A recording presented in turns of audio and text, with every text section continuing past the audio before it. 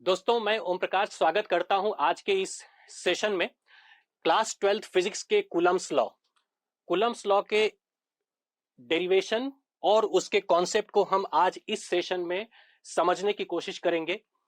और मैं जितने भी कॉन्सेप्ट को यहां पे डिस्कस करूंगा वो कॉन्सेप्ट आपको मदद करेगा स्कूल बोर्ड की जो एग्जाम्स है उसके न्यूमेरिकल्स को सॉल्व करने में, और साथ ही जो कॉम्पिटिटिव एग्जाम में से क्वेश्चंस आते हैं इस पर्टिकुलर टॉपिक से, इवन उस क्वेश्चंस को भी समझने में आपको काफी मदद मिलेगी।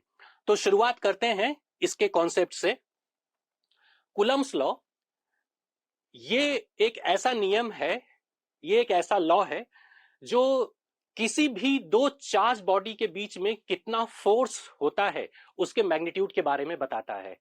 सो बिगिनिंग विथ, मान लीजिए there happen to be two bodies which has got the charges Q1 and Q2।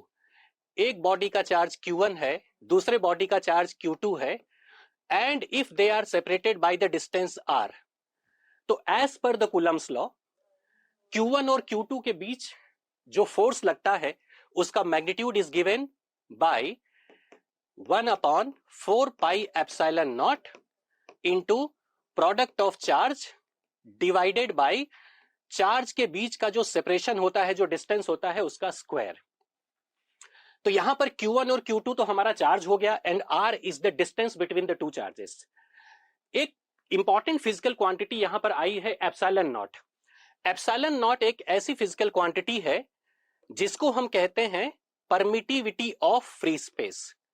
It is permittivity of free space. When I say it is free space, what I mean is Q1 और Q2 के बीच का जो medium है वो air हो सकता है या फिर वैक्यूम हो सकता है, और उस सिचुएशन में जो मैग्नीट्यूड ऑफ द फोर्स होगा that will be given by 1/4πε0 product of the charge divided by distance का स्क्वायर।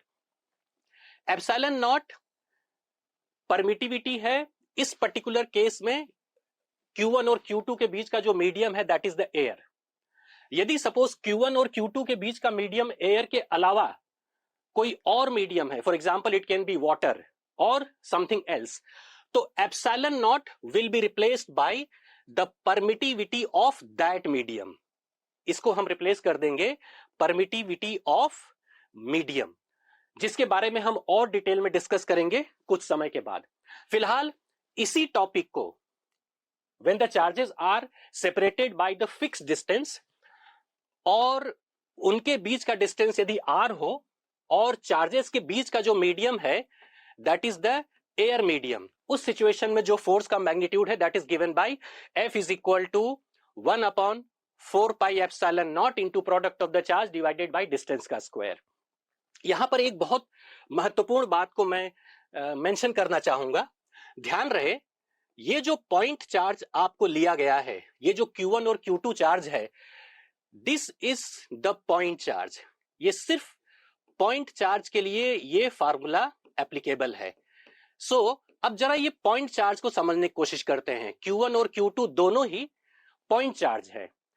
अब ये पॉइंट चार्ज का क्या कॉन्सेप्ट है? पॉइंट चार्ज का कॉन्सेप्ट कुछ इस तरह से है कि मान लीजिए there are two bodies, spherical assume कर लेते हैं, जिसका radius is small r, this is going to be small r, and this is the another body जिसका radius is again small r I am taking. और ये दोनों जो sphere हैं इनके सेंटर के बीच का जो डिस्टेंस है दैट इज कैपिटल R। इनके सेंटर के बीच का जो डिस्टेंस है that is capital R। So what I mean here is when the two spheres with radius small r, they are separated by a distance capital R, और capital R की जो value है that is very much more in comparison to small r। इसको बहुत simple तरीके से ऐसे भी कह सकते हैं कि the linear size of the body is separated by a distance which is very much large in comparison to the size of the body।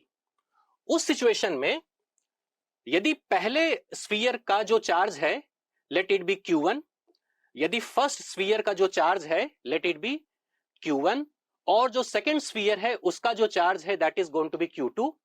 तो इन दोनों चार्जेस को, इस सिस्टम को हम पॉइंट चार्ज की तरह ट्रीट कर सकते हैं। So I can treat it like this as कि these are the two bodies which are having the charges Q1 and Q2, और इसको हम पॉइंट चार्ज की तरह ट्रीट कर सकते हैं। और यदि हम इसको पॉइंट चार्ज की तरह ट्रीट कर सकते हैं तो जैसा कि अभी अभी हमने डिस्कस किया, द कूलम्स लॉ की मदद से इन दोनों चार्जेस के बीच में क्या फोर्स लगेगा, उसका मैग्नीट्यूड, उसकी वैल्यू आप इस फार्मूले का इस्तेमाल करके निकाल सकते हैं। एक दूसरी इंपॉर्टेंट चीज, this is the electrical force. इस फोर्स को हम इलेक्ट्रिकल फोर्स कहते हैं।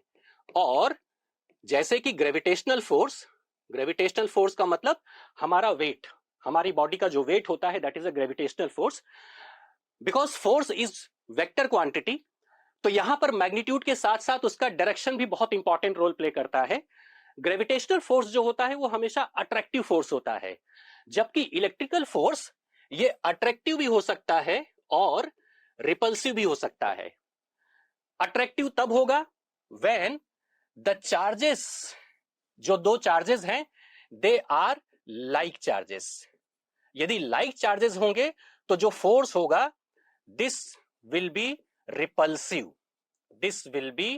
रिपल्सिव, और यदि अनलाइक चार्जेस हैं, अनलाइक चार्जेस का मतलब यह हुआ कि एक चार्ज पॉजिटिव है और दूसरा चार्ज नेगेटिव है, उस सिचुएशन में दोनों चार्जेस के बीच का जो फोर्स होगा that will be attractive force. So इसके डायरेक्शन के बारे में हम और भी डिटेल में डिस्कस करेंगे जब मैं कूलम्स लॉ के वेक्टर फॉर्म के बारे में बात करूंगा। तो फिलहाल moving on, this is the force which is applicable. Coulomb's law is applicable only to the system of having the 2 point charges separated by a fixed distance, और उसका जो मैग्नीट्यूड होता है, फोर्स का जो मैग्नीट्यूड होता है that is F is equal to 1/4 pi epsilon not into Q1 into Q2 divided by R का स्क्वायर। अब ये एप्सिलॉन नॉट को थोड़ा सा और डिटेल में समझने की कोशिश करते हैं। एप्सिलॉन नॉट जो कि परमिटिविटी ऑफ फ्री स्पेस होता है, जिसकी numerical value is taken as 8.85 into 10 की पावर -12। हम किसी भी फिजिकल क्वांटिटी को जब लिखते हैं तो उसके साथ साथ उसकी यूनिट को भी लिखते हैं, और उसकी यूनिट आप यहां पे बहुत आसानी से इसी फार्मूले की मदद से लिख सकते हैं। So this is epsilon not को मैं फोर्स की जगह पर लिख लेता हूं, फोर्स को मैं एप्सिलॉन नॉट की जगह पर ले आता हूं, और charges are measured in coulomb, so it is coulomb का square divided by force newton, और डिस्टेंस को हम मीटर में मेजर करते हैं, so it is going to be metre square. तो इस तरह से परमिटिविटी ऑफ फ्री स्पेस की जो वैल्यू होती है दैट इज 8.85 इंटू 10 की पावर -12, और उसका यूनिट है coulomb square divided by newton metre square. Epsilon not का डायमेंशनल फार्मूला भी बहुत इंपॉर्टेंट रोल प्ले करता है, और फिजिक्स में हम किसी भी फिजिकल क्वांटिटी का यदि डायमेंशनल फार्मूला निकालना चाहते हैं तो बहुत सिंपल सा कॉन्सेप्ट है उसका।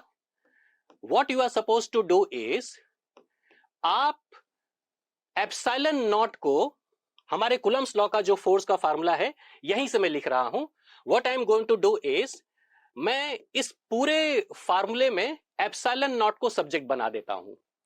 सो यदि मैं एप्सिलॉन नॉट को सब्जेक्ट बना दूं, so I will be writing epsilon naught is equal to, this is equal to 1/4 pi, यहां पर it is going to be the force into, this is going to be charge का square and divided by distance, that is length का square।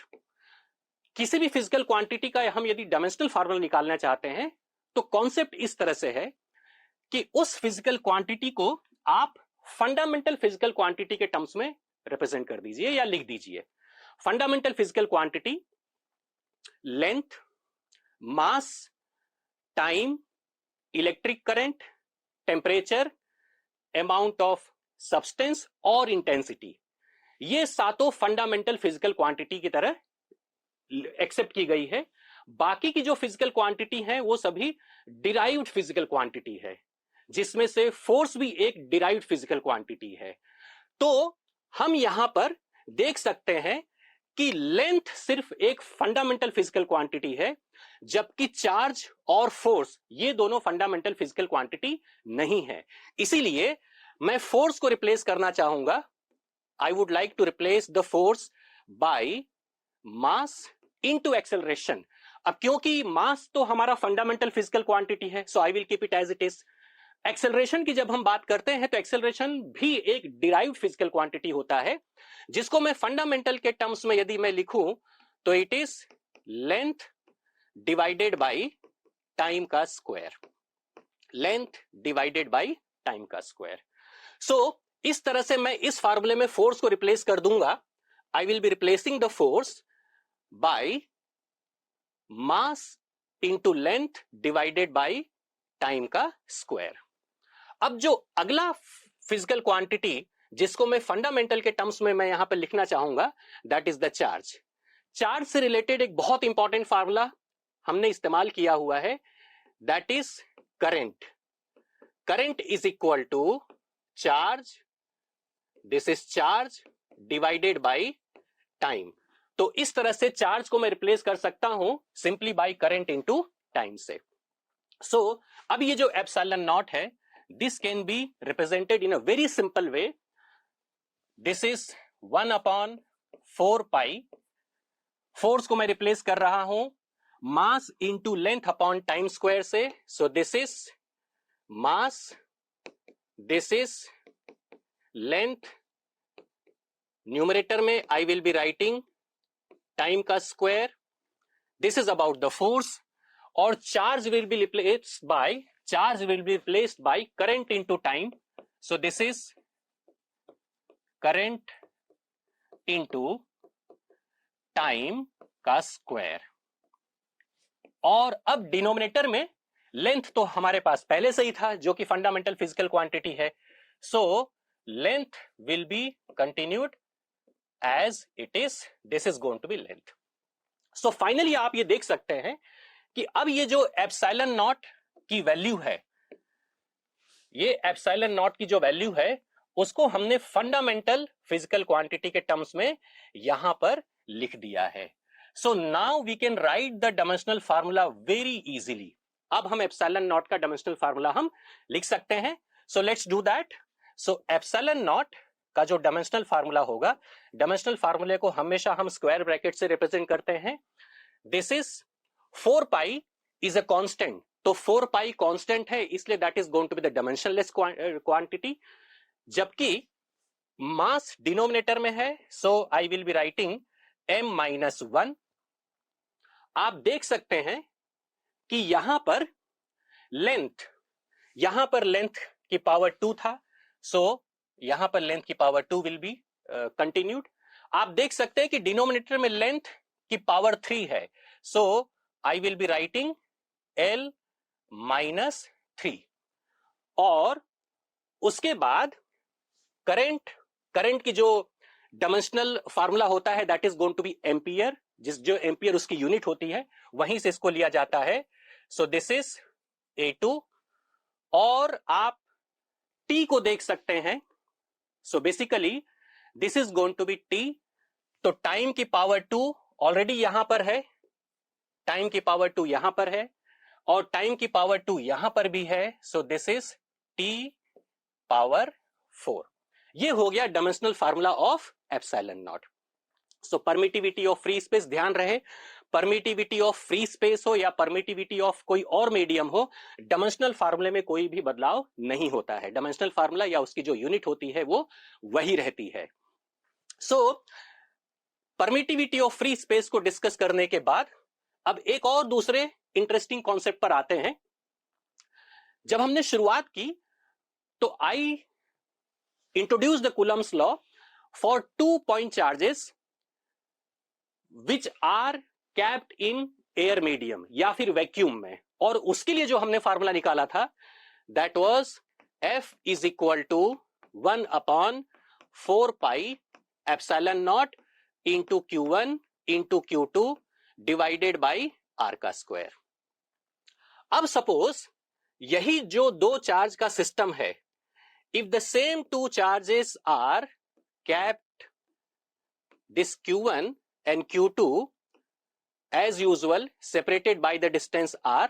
अब हमने इसको किसी medium में रख दिया है, और जिस मीडियम में मैंने रखा है उस मीडियम का जो परमिटिविटी है that is going to be epsilon m, permittivity of medium.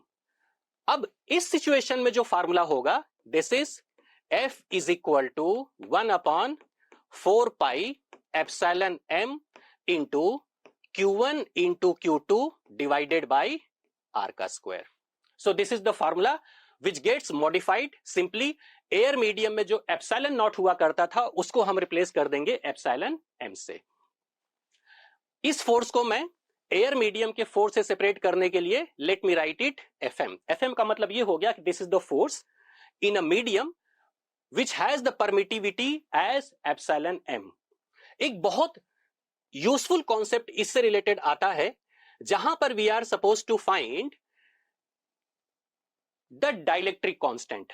अब डाइलेक्ट्रिक कांस्टेंट कैसे यहां पर इंट्रोड्यूस होता है जरा समझने की कोशिश करते हैं। सो एप्सिलॉन r, जिसको हम रिलेटिव परमिटिविटी भी कहते हैं, is basically permittivity of medium divided by permittivity of free space. इसी को हम कैपिटल K भी कहते हैं, कैपिटल K। इसी को हम डाइलेक्ट्रिक कांस्टेंट भी कहते हैं, इसे डाइलेक्ट्रिक कांस्टेंट भी कहा जाता है। सो ये अलग अलग टर्मिनोलॉजी हैं जिसको आप जब न्यूमेरिकल सॉल्व करेंगे तो you will come across. So you need to have the very clarity about all this things. अब मैं I will be going for the ratio of the forces. So it is Fm divided by F। Fm is the force when the two charges are kept in a medium जिसकी permittivity is epsilon m, और F is the force when the two charges are kept in air medium। और अब यदि मैं इसी फार्मूले को आगे बढ़ाऊं, so what I can write is this is epsilon naught divided by epsilon m। यहां से इस एक्सप्रेशन को मैंने लिखा है, if I write Fm divided by F that is epsilon naught divided by epsilon m। और क्योंकि capital K is epsilon m divided by epsilon naught, this can be written as 1/K। So I can say that Fm is equal to F divided by capital K। So this is the formula। The force gets reduced by the factor of capital K। Capital K is the dielectric constant।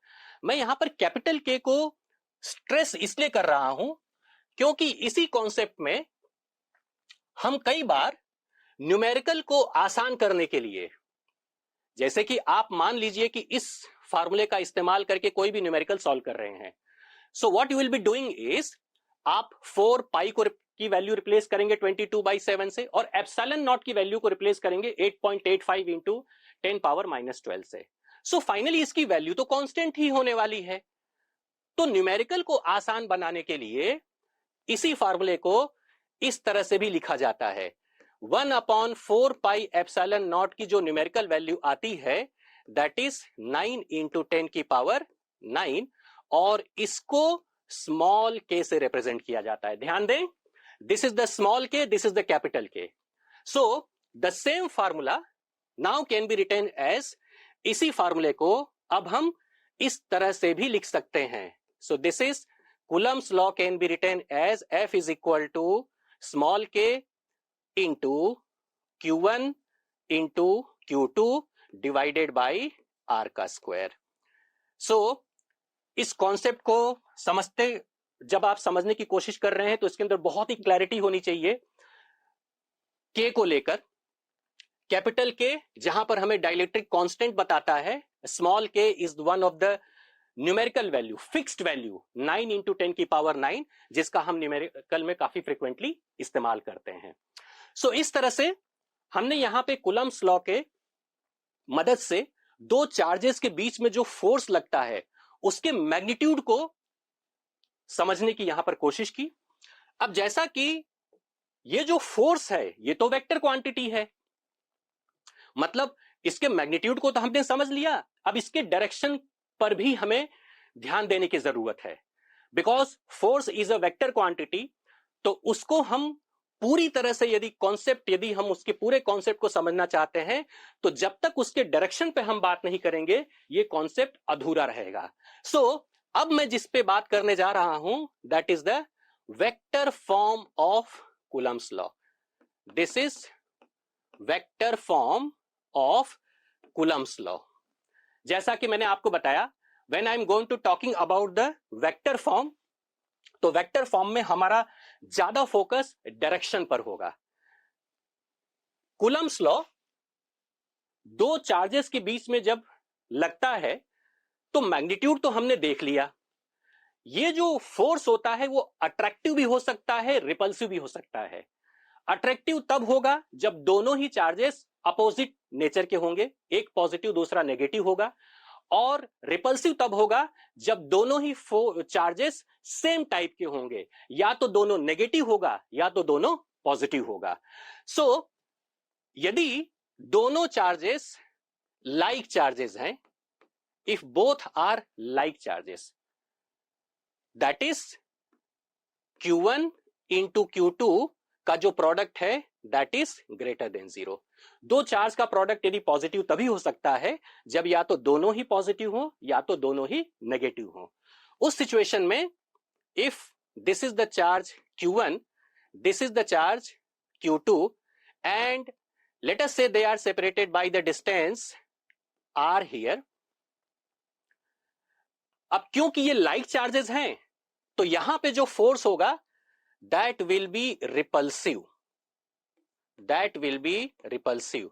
मतलब इस force के कारण दोनों ही charge एक दूसरे से दूर जाने की कोशिश करेंगे, और उसको हम यहां पर इस तरह से रिप्रेजेंट करेंगे, this is the force F21। F21 का मतलब यह हुआ कि the force experienced by charge 2 because of charge 1, और जो दूसरा फोर्स होगा this is going to be F12, क्योंकि ये भी वेक्टर क्वांटिटी है, सो वेक्टर आपको दोनों पर ही मेंशन करना है। फिजिक्स में आप जब भी वेक्टर क्वांटिटी को रिप्रेजेंट करते हैं तो डायग्राम में इस बात का विशेष ध्यान दिया जाए कि ये जो लेंथ होती है वेक्टर की वो उसका मैग्नीट्यूड बताता है। अब क्योंकि यहां पर Q1 और Q2 के कारण लगने वाला जो फोर्स है वो म्यूचुअल फोर्स है, म्यूचुअल फोर्स है, मतलब यह हुआ कि दोनों ही फोर्स का जो मैग्नीट्यूड होगा that is going to be same. इसीलिए F12 और F21 दोनों का जो आप एरो का लेंथ बनाएंगे वो सेम होना चाहिए, टेक्निकली वो सेम होना चाहिए। अब हम आते हैं अनलाइक चार्जेस के केस पर। वेक्टर फॉर्म को ही हम कंटिन्यू कर रहे हैं। Now it is the case of unlike charges. Unlike charges का मतलब यह हुआ कि एक चार्ज आपका पॉजिटिव है और दूसरा चार्ज नेगेटिव है। इसे हम कुछ इस तरह से भी लिख सकते हैं, Q1 इंटू Q2 का जो प्रोडक्ट होगा that is going to be negative. Negative मतलब एक चार्ज पॉजिटिव है दूसरा नेगेटिव है, या फिर charges are of opposite nature. उस सिचुएशन में जो फोर्स लगेगा that will be of attractive nature, वो अट्रैक्टिव फोर्स होगा।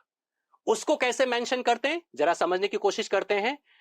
If this is charge Q1 and this is charge Q2 and if they are separated by the distance R, so इस पे जो लगने वाला फोर्स है that is going to be attractive. इस बार F12 I will mention it in this way, this is F12, so that is the force experienced by charge 1 due to charge 2, और Q2 will also experience the same force।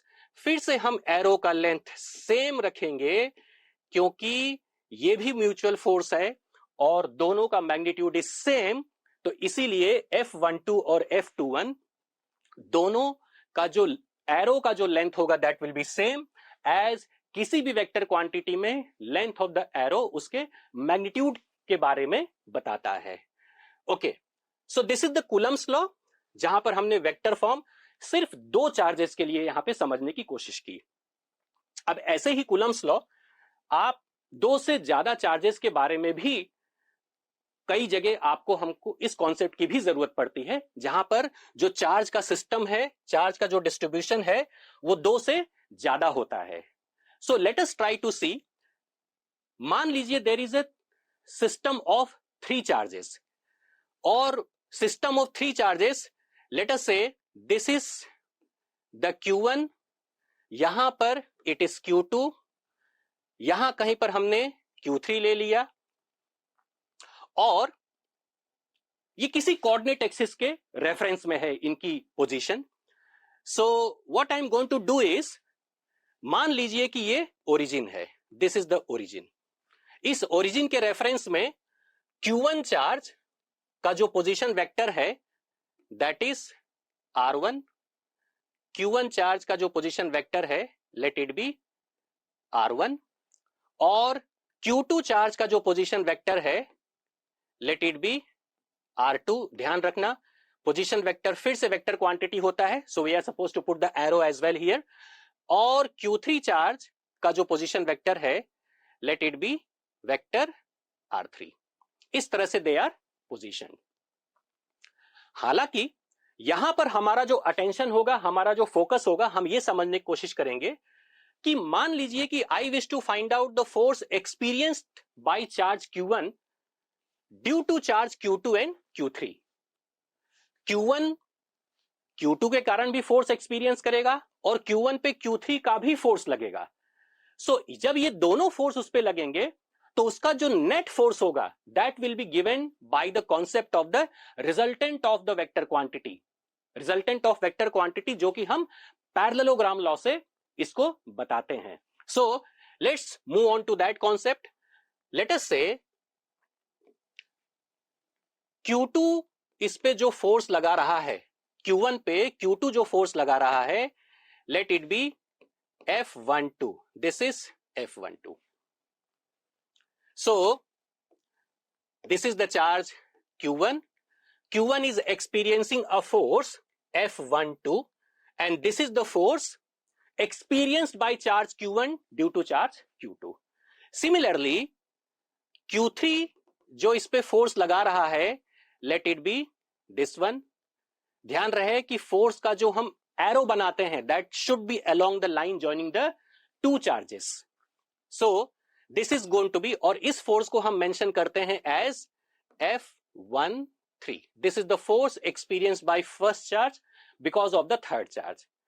अब यहां पर हम superposition principle भी इस्तेमाल करते हैं। Superposition principle खास करके जब मल्टीपल चार्जेस का सिस्टम आता है वहां पर लगता है। सो अब क्योंकि यहां पर Q1 पे सिर्फ दो ही फोर्स हैं and both the forces are F12 and F13, so इसका जो रिजल्टेंट फोर्स होगा या फिर इसका जो नेट फोर्स होगा that will be given by parallelogram law. और पैरेललोग्राम लॉ मतलब हम एक पैरेललोग्राम बनाएंगे जिसकी adjacent sides will be F13 and F12, और फाइनली इस पे जो नेट फोर्स लगेगा the net force will be given as this. This is going to be the force experienced by charge Q1 due to charge Q2 and Q3, जिसको मैं vector के form में इस तरह से लिख सकता हूं F1 is equal to F13 plus F12। This is the vector form. और यदि हम इसको parallelogram law of vector addition की मदद से इसका हम मैग्नीट्यूड लिखना चाहें, so that can be written as the magnitude of F1, it is this is equal to square root of, मान लीजिए कि इन दोनों फोर्सेस के बीच का जो एंगल है that is theta. So this can be written as F12 का स्क्वायर प्लस F13 का square plus 2 times of F12 into F13 into cos of theta. This is very well known concept, जहां पर किसी भी दो vector quantity का जब हम रिजल्टेंट निकालना चाहते हैं तो this is the formula which we use. काफी जगह पे ये कॉन्सेप्ट इस्तेमाल होता है. सो इस तरह से कूलम्स लॉ का वेक्टर फॉर्म हमने यहां पे डिस्कस किया.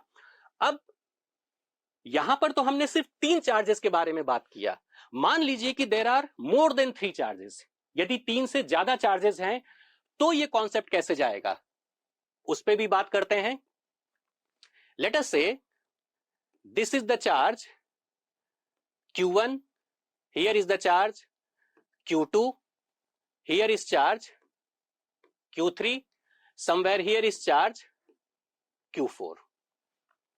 इस बार हम जब फोर्स निकालना चाहते हैं, मान लीजिए कि Q4 पे लगने वाला फोर्स मैं निकालना चाहता हूं.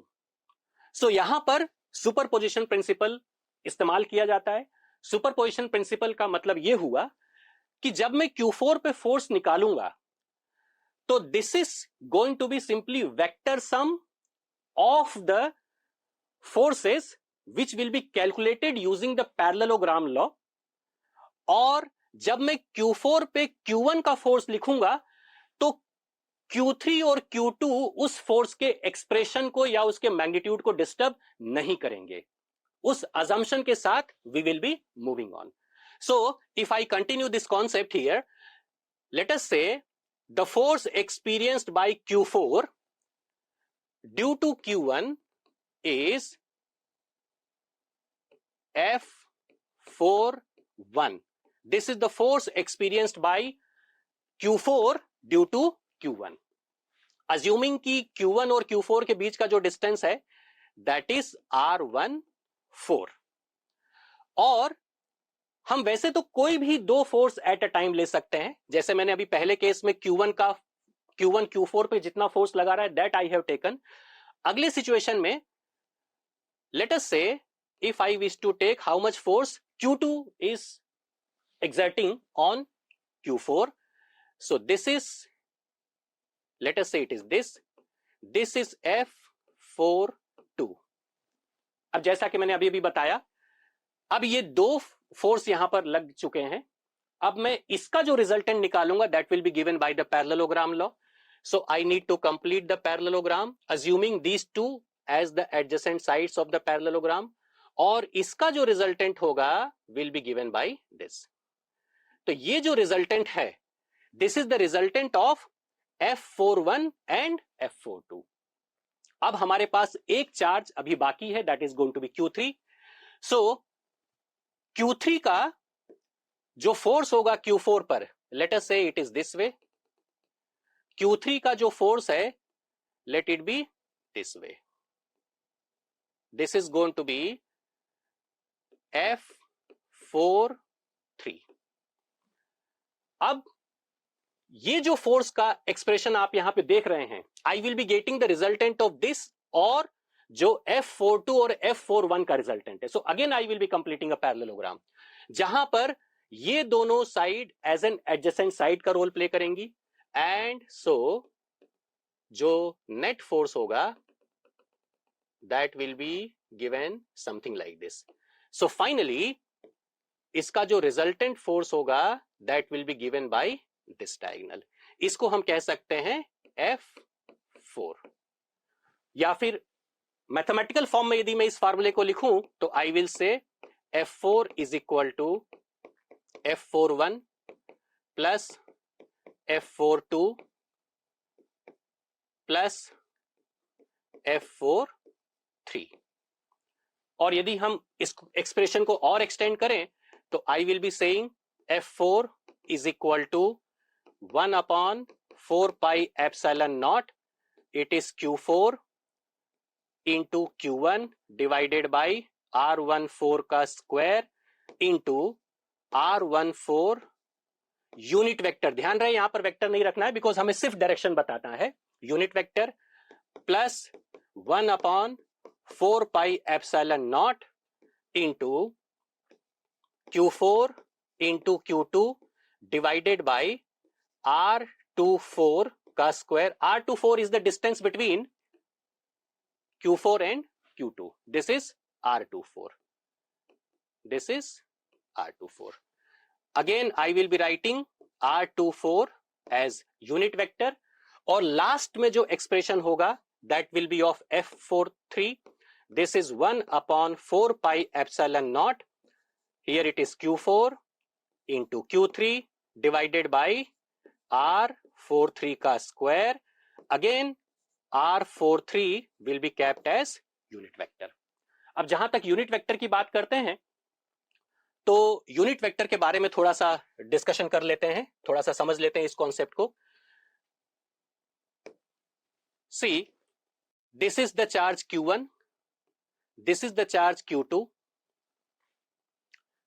or if they are separated by a distance like this, और मान लीजिए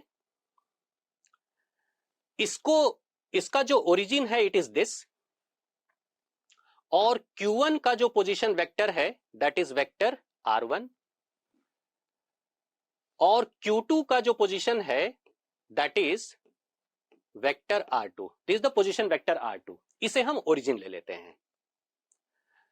और let us say if I wish to write down the expression for force experienced by Q2 due to Q1, in that situation ये जो arrow होगा, ये जो vector quantity होगा, उसका head will be on Q2 and tail will be on Q1. और इस को हम लिखते हैं, इस पार्ट को हम लिखते हैं, इस वेक्टर को हम लिखते हैं as R21, vector R21. If I apply the triangle law of vector addition, so I will be saying that vector R1 plus vector R21 that is equal to vector R2. So vector R21 is equal to vector R2 minus vector R1. और अब यदि suppose मैं F21 के लिए expression लिखूं in terms of vector, so F21 in terms of vector is 1 upon 4 pi epsilon naught. It is Q2 into Q1 divided by R21 का square, ये सिर्फ मैग्नीट्यूड का स्क्वायर है, into unit vector R21 cap. It's unit vector R21 cap. So यहां पर R21 unit vector वो सिर्फ direction बताता है, that is vector R21 divided by magnitude of R21. This is how we write. अब हम यहां पे देख सकते हैं कि जैसे F21 is mentioned in this way, F12 will be in opposite direction. That is the force experienced by charge 1 due to charge 2. तो जब हम F21 और F12 को लिखना चाहते हैं, तो I can say that F12 in terms of vector will be minus F21. Will be minus F21. इसका मतलब यह हुआ कि F21 और F12 का जो मैग्नीट्यूड है, जो फोर्स का मैग्नीट्यूड है, वो तो सेम है, लेकिन उसका जो डायरेक्शन है वो अपोजिट है. That is the reason that this sign is here. तो इस तरह से हमने यहां पर कूलम्स लॉ के कॉन्सेप्ट और उसके कुछ इंपॉर्टेंट फार्मूले के बारे में डिस्कस किया. ये जो कॉन्सेप्ट मैंने यहां पर डिस्कस किए हैं, ये काफी आपको मदद करेंगे उस न्यूमेरिकल को सॉल्व करने में, जो कि बोर्ड में भी पूछे जाते हैं और साथ साथ कॉम्पिटिटिव एग्जाम में भी पूछे जाते हैं. सो इस सेशन के लिए फिलहाल इतना ही. आने वाले सेशन में हम बात करेंगे कुछ न्यूमेरिकल्स की based on the Coulomb's law. Thank you.